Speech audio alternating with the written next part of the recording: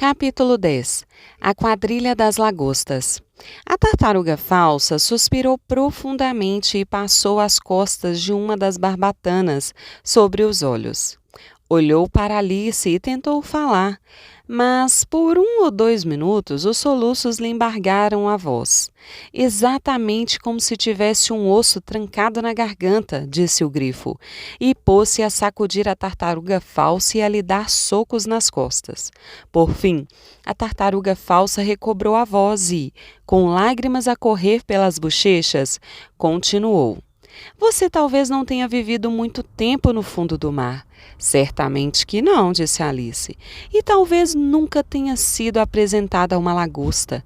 Alice começou a dizer, certa vez provei. Mas se conteve a tempo e disse, não, nunca. Por isso, não pode fazer ideia do encanto que é a quadrilha das lagostas. Não faço ideia, realmente, disse Alice. Que espécie de dança é essa? Ora, disse o grifo, você primeiro forma uma linha ao longo da praia. 2 linhas, gritou a tartaruga falsa.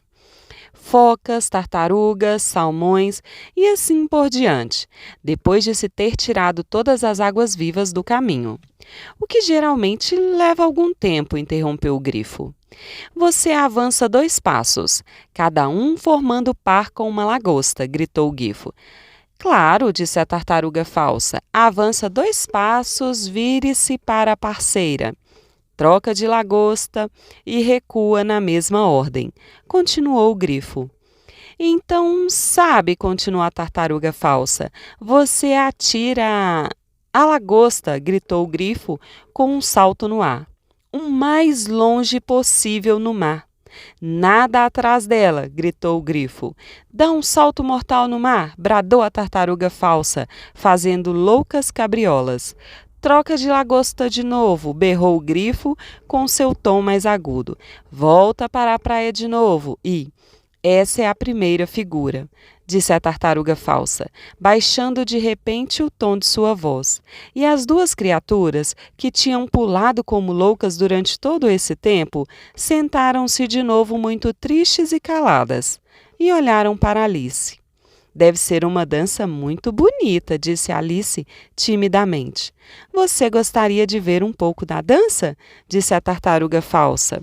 Com muito prazer, disse Alice. Bem, vamos tentar fazer a primeira figura, disse a tartaruga falsa para o grifo. Podemos dançar sem as lagostas, sabe? Qual de nós 2 vai cantar? Oh, você canta, disse o grifo. Esqueci a letra. Assim, começaram a dançar solenemente, dando voltas e mais voltas ao redor de Alice, pisando de vez em quando no seu pé quando passavam perto demais, e balançando as patas dianteiras para marcar o compasso, enquanto a tartaruga falsa cantava muito lenta e tristemente a seguinte canção. Disse a branquinha ao caracol, vê se apressa esse passo, pisam na minha cauda, há um delfim em nosso encalço. Lagostas e tartarugas, ansiosas, avançam. Esperam entre os seixos. Você vai entrar na dança? Não vai, não vai. Você vai entrar na dança? Vai não, vai. Você não vai entrar na dança? É tão delicioso, você nem pode imaginar, quando nos atiram com as lagostas para o mar. Mas, disse o caracol, longe demais, sem confiança, ficava muito grato, mas não ia entrar na dança. Não podia. Não ia entrar na dança. Não ia. Não podia entrar na dança. Longe? Mas e daí? Respondeu a amiga escamada. Você bem sabe que existem praias do outro lado, se longe da Inglaterra, muito mais perto da França. Meu caro, não tenha medo, trate de entrar na dança. Não vai. Não vai. Você vai entrar na dança? Vai. Não vai. Vai. Você não vai entrar na dança? Obrigada, é uma dança muito interessante, disse Alice, muito contente de que tinha por fim acabado. E gostei muito dessa canção curiosa sobre a branquinha. Oh, quanto a branquinha, disse a tartaruga falsa. Elas? Você já as viu, não é? Sim, disse Alice. Já as vi muitas vezes no mas se conteve a tempo. Não sei onde fica Jan, disse a tartaruga falsa. Mas, se você já as viu tantas vezes, deve saber como elas são. Acredito que sim, respondeu Alice pensativa. Todas têm um rabo na boca e são cobertas de migalhas de pão. Você está errada sobre as migalhas de pão, disse a tartaruga falsa. As migalhas saíram todas com a água do mar, mas elas realmente têm os rabos nas bocas. E a razão é que, neste ponto, a tartaruga falsa bocejou e fechou os olhos. Diga-lhe a razão e tudo mais, disse ela ao grifo. A razão, disse o grifo, é que elas quiseram ir com as lagostas para a dança e foram atiradas bem longe no mar. E prenderam os rabos bem apertados nas bocas, e não conseguiram desprendê-los de novo. Só isso. Obrigada, disse Alice. É muito interessante. Nunca aprendi tanto sobre as branquinhas. Posso lhe dizer muito mais se quiser, disse o grifo. Sabe por que elas são chamadas de branquinhas? Nunca tinha pensado nisso, disse Alice. Por quê? Elas servem para cuidar das botas e dos sapatos, respondeu o grifo muito solene. Alice ficou totalmente perplexa. Cuidar das botas e dos sapatos, repetiu num tom admirado. Ora, como é que você cuida dos seus sapatos? Disse o grifo. Isto é, o que os torna tão lustrosos? Alice olhou para os sapatos e pensou um pouco antes de dar a resposta. Acho que estão lustrados com graxa pretinha.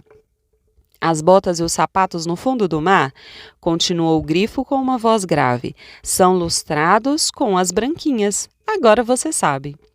E de que eles são feitos? Perguntou Alice num tom de grande curiosidade. Sólias e sardos, é claro, respondeu o grifo um tanto impaciente. Qualquer camarão lhe daria essa informação. Se eu fosse a Branquinha, disse Alice, cujos pensamentos ainda estavam acompanhando a canção. Realmente? Disse Alice num tom de grande surpresa. Claro que não, disse a tartaruga falsa. Ora, se um peixe viesse falar comigo e me dissesse que ia fazer uma viagem, eu diria, com que deu fim? Você quer dizer com que fim? Disse Alice. Quero dizer o que digo, respondeu a tartaruga, falsa num tom ofendido. E o grifo acrescentou, vamos ouvir algumas das suas aventuras. Eu poderia lhe contar as minhas aventuras a partir de hoje de manhã, disse Alice um pouco tímida. Mas não adianta voltar atrás para ontem, porque eu era então uma pessoa diferente. Explique o que quer dizer, disse a tartaruga falsa.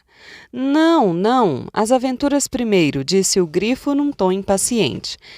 Explicações levam um tempo danado. Assim, Alice começou a lhes contar as suas aventuras desde o momento em que viu pela primeira vez o coelho branco.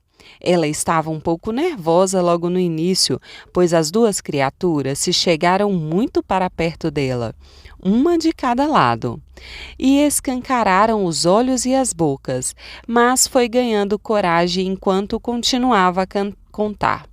Seus ouvintes ficaram em silêncio absoluto até ela chegar à parte em que tinha recitado Você está velho, pai William, para a lagarta, e as palavras saíram todas diferentes. A tartaruga falsa deu um longo suspiro e disse Isso é muito esquisito. Mais esquisito impossível, disse o grifo. Saiu tudo diferente, repetiu a tartaruga falsa pensativa. Gostaria de ouvi-la recitar alguma coisa agora. Diga-lhe para começar. Olhou para o grifo como se achasse que ele tinha alguma autoridade sobre Alice. Levante-se e recite. É a voz do vagabundo, disse o grifo. Como as criaturas me dão ordens e me fazem repetir as lições, pensou Alice. Bem que eu poderia estar logo na escola. Entretanto, levantou-se e começou a recitar o poema. Mas a sua cabeça estava tão cheia da quadrilha das lagostas que ela mal sabia o que estava dizendo. E as palavras saíram realmente muito esquisitas.